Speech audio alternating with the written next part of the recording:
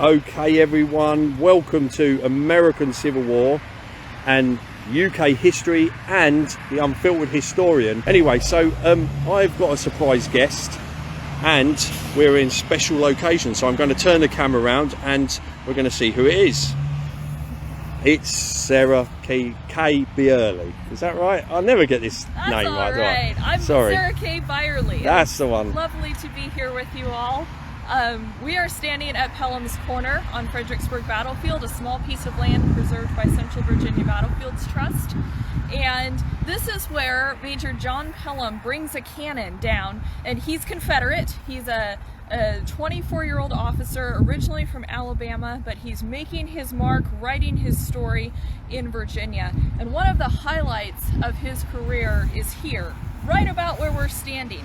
He brings a single gun down in the early morning of December 13th, 1862, and he's going to fire some of the opening shots of the Battle of Fredericksburg.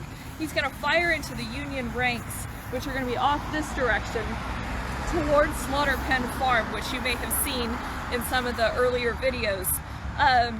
Pelham's going to hold this position even as he draws Union artillery fire from across the river and batteries on this side as well. Now, if you're wondering what John Pelham looks like, I've brought my battlefield notebook for you. And he's very young, ladies and gentlemen. He is young. He's 24 years old at the time that this fighting is happening at Fredericksburg. And although he has no idea, he only has about 3 more months to live. He'll be mortally wounded at the Battle of Kelly's Ford on March 17, 1863. But up to Fredericksburg, Pelham has had a career that has launched him to huge heights with the Confederate cavalry. He becomes the commander of the Stuart Horse Artillery, working closely with Confederate General Jeb Stuart. And he's going to fight in engagements on the peninsula, the 7 Days Battles, Second Manassas, Antietam. At Antietam, he's going to play a huge role commanding artillery on Confederate General Stonewall Jackson's right flank. And he's going to do a superb job of it.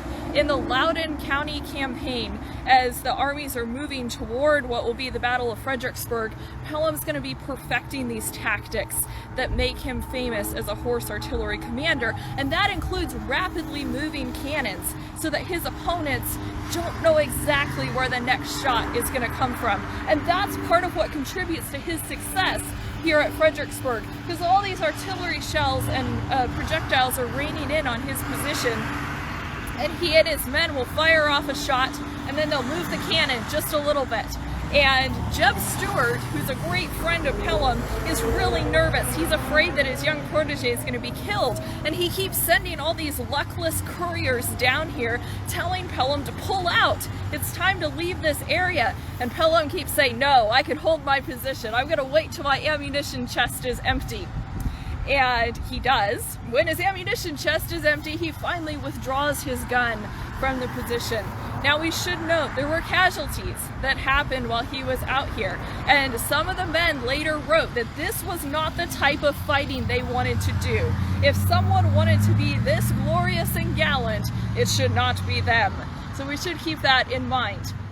Now, at the time of the Battle of Fredericksburg, the land around here was much more open. So a lot of Confederate officers who are up on the main area of their line see what's happening, and they're watching through their field glasses. That includes Stonewall Jackson, who's going to make remarks to Jeb Stuart saying that he wants another Pelham. Do you have another? Would you give him to me?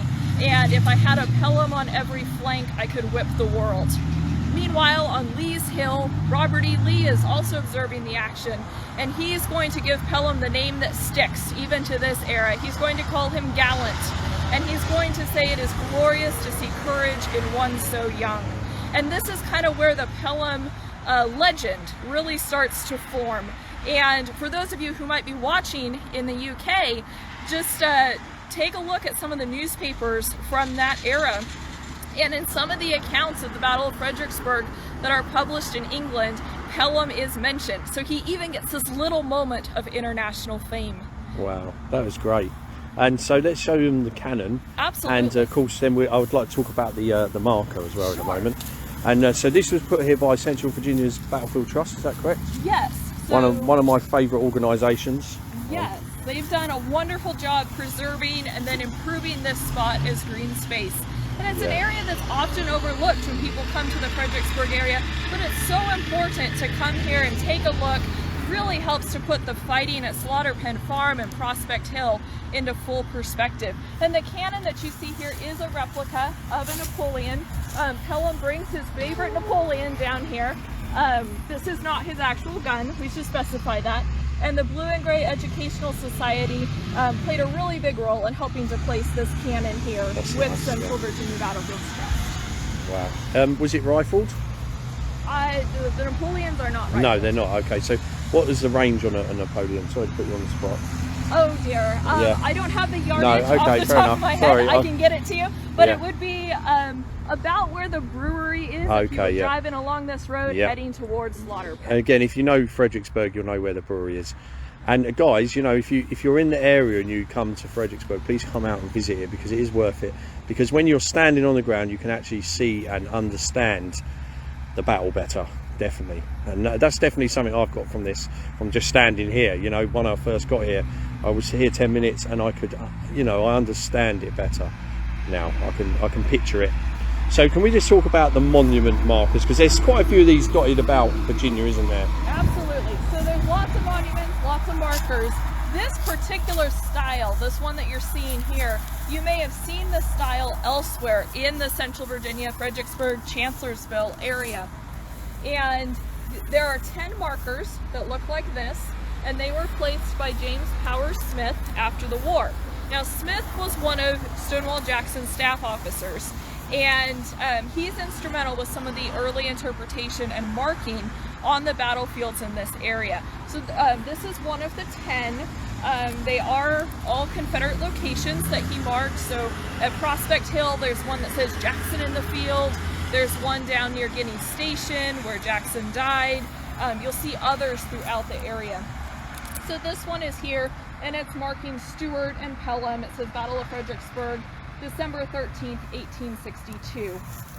So Pelham was definitely out in this area. Stuart might have ridden down after the fighting and cannonading, but Stuart's not here in the actual exciting bombardment moments that are happening in this area. Stuart's about a mile up the road beside us. Cool. And we're going to leave it there, ladies and gentlemen. So thank you very much, Sarah. That was brilliant. I really appreciate you coming out today, giving up your lunch break to come out and talk to everyone. Thank you.